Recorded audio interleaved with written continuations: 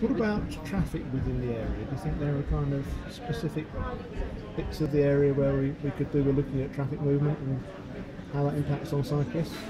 Yeah, through the city centre. I mean, the volume of traffic that's coming through the city centre is way too much for cyclists. When you talk to cyclists, they're like, well, I don't cycle in town because of the volume of traffic.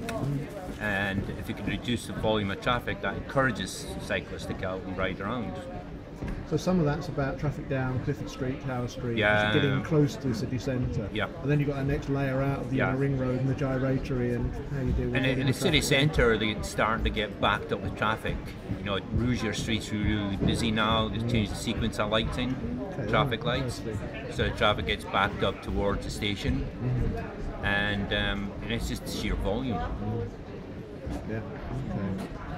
Okay. And some of it, I think, is about the joined upness. You know, we've got initiatives going on at Scarborough Bridge, and we've got initiatives going on elsewhere. We've got that beautiful cycle track down by the river, but when you actually cycle it and look at where you go, I mean, you usually do look at where you're going. That sounds terrible, doesn't it? But you know, there's all the silt on the cycle track outside St George's Field, so it's already a third of the size less because of the silt that hasn't been cleared up. That hasn't been cleared up because of whatever reason. So it's about extending beyond to make sure that what we do in this area, or what comes in this area, also links into the outer extremities, almost from Millennium Bridge to Scarborough Bridge and beyond, in fact, if you're looking at cycle routes. Do you think there's a kind of need to consider the quality of the routes more than is currently done as well? So, as an outsider, I sometimes think that it's all down to how many miles of cycle route get drawn on the map, and as long as you tick that box, it's all okay. But some of it is really rather poor. As you said, you know, some of it's covered in silt, some of it's pothole.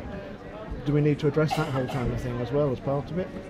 I think it's a common clamour across the city, you know, but we've got the advantage here, a fantastic scheme in the making, that we can really make things that are currently there better, and actually learn from there to work that into other areas as well, and actually bring in some of the other initiatives that are around. So, you know, if we feel that there's not enough money from this scheme, and what other pots of money are out there that actually link into this scheme, that we can do some joint funding, and we can look at the commercial bit, we can look at, you know, what these other private companies are doing with the apartment building and so on and so forth. We've got to be much more savvy.